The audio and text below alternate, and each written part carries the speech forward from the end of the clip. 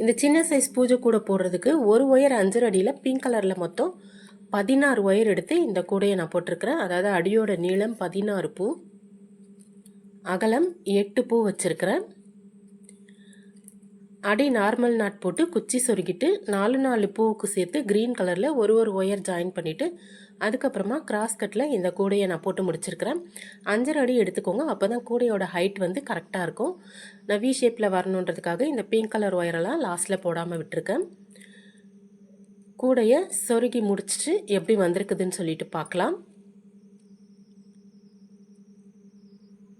ஃபுல்லாக சொருகி முடிச்சிட்டேன். பாருங்கள், ரொம்பவே சூப்பராக வந்திருக்குது.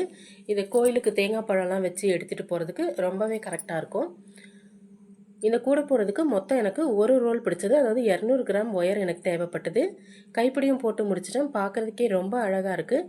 இந்த அளவு வச்சு நீங்களும் போட்டு பாருங்கள். இந்த வீடியோ யூஸ்ஃபுல்லாக இருந்தால் லைக் பண்ணுங்கள், ஷேர் பண்ணுங்கள், சேனலை சப்ஸ்கிரைப் பண்ணி பெல் ஐக்கான் அழுத்தி ஆளுங்கிற ஆப்ஷனை கிளிக் பண்ணி வச்சுக்கோங்க. தேங்க்ஸ் ஃபார் வாட்சிங்.